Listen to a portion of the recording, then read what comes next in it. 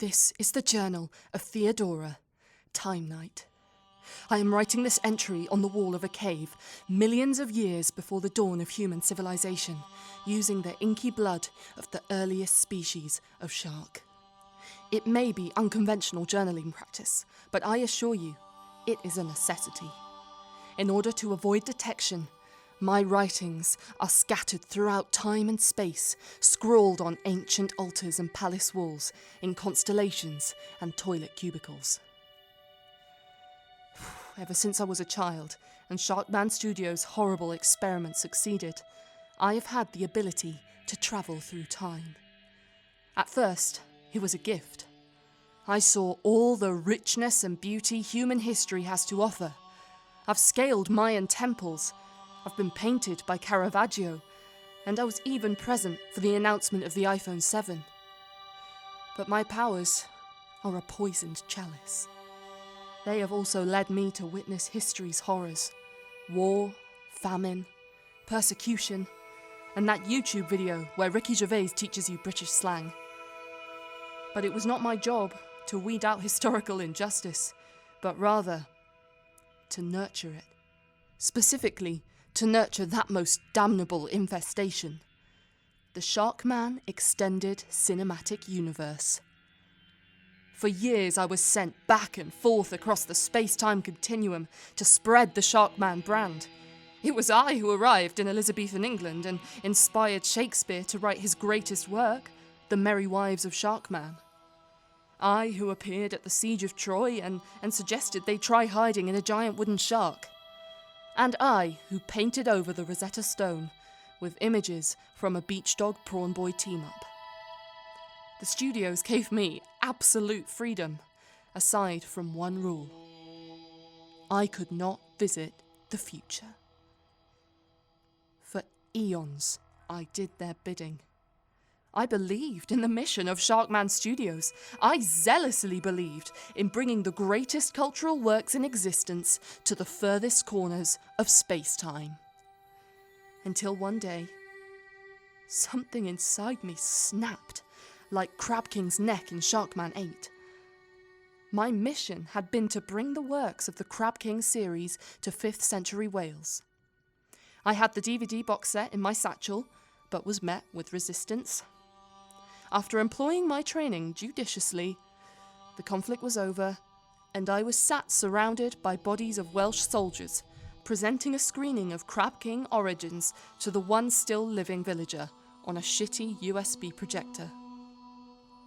As I watched that catatonic, traumatized Celt try to make sense of existence as a poorly edited, blatant rehash of Beach Dog beginnings flickered before his vacant eyes, I thought, have I gone too far? I set to work on my time machine, uninstalling safety protocols and tearing off Do Not Remove labels. I had to know it was all worth it. I had to know what it was all in service of. I zapped myself into the future to see what would become of Sharkman Studios. And what I saw? It was unspeakable. That day, I vowed that I would do everything in my power to bring down Sharkman Studios. I must undo my work, nay, I must undo Sharkman Studios itself. The future is, of course, unwritten, and so the possibilities are many. I've seen thousands of potential futures, but they are all dominated by Sharkman Studios, and they all end in horror and destruction. There was one where they turned the entire world into a Sharkman film. There was one where animatronic collectible figurines overran most of the world's major cities. But the worst one of all, the most horrific timeline, was the one in which Will became head of story and rebooted the Dark Squid franchise. I dare not even inscribe the catastrophe of that time strain here on this wall, for fear that its evil will seep into this world and poison the very fabric of reality. I examined the events that led us to Will's dominion.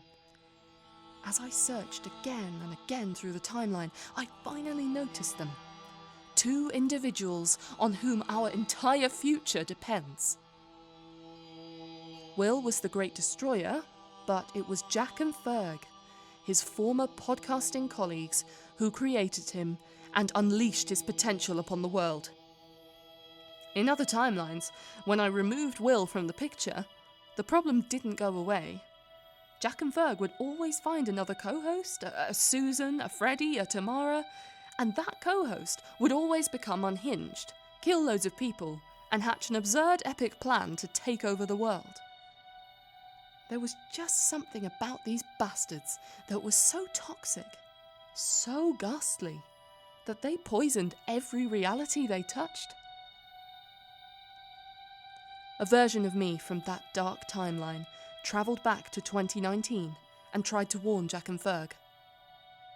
She failed. These two boys were just too stupid for it to have any meaningful effect.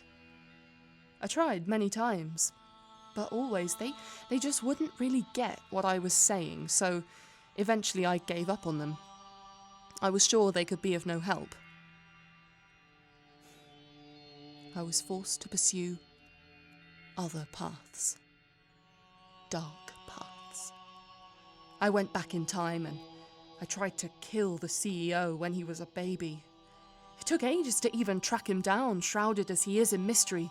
But once I found that baby, try as I might, I could not end him. I punted him off a bridge, shot him point blank in the face in his crib. But at every turn there was someone following me, thwarting me. The adult version of the CEO. I'd look down off the bridge and he'd caught himself. I'd pull the trigger, turn round and see him holding all my bullets. He'd give me a wink, and then he'd disappear.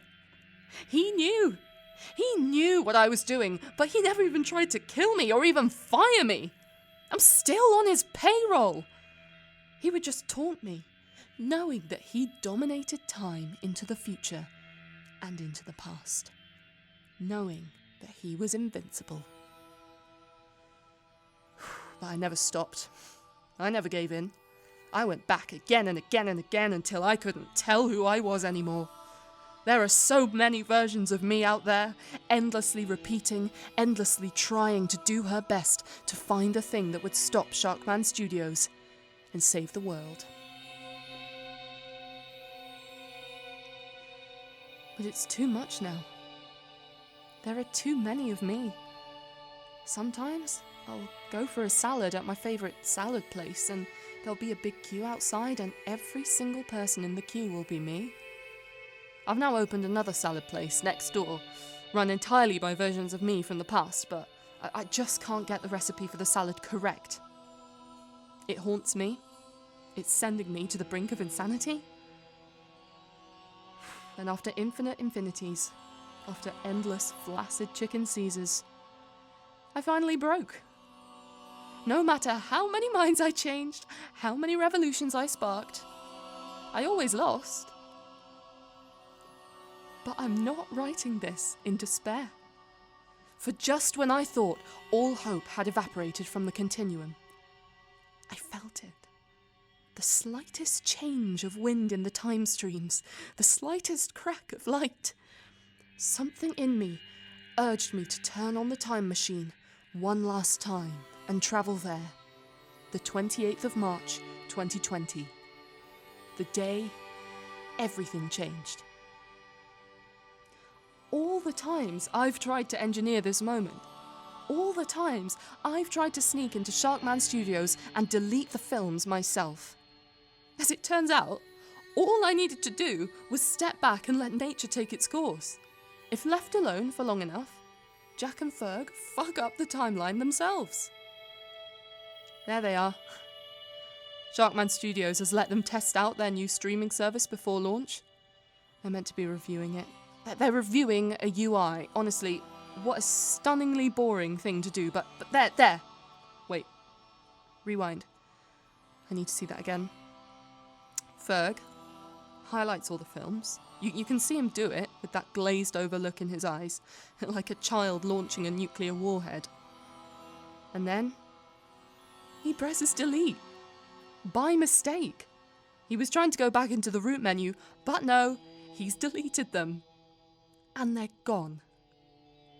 If either of them just turned around and peered through the papier-mâché of their little house in SharkCon, they'd see 12 different versions of me hunkered down, looking on in awe. Some of us are piggybacking each other to see in through the higher windows. It's beautiful.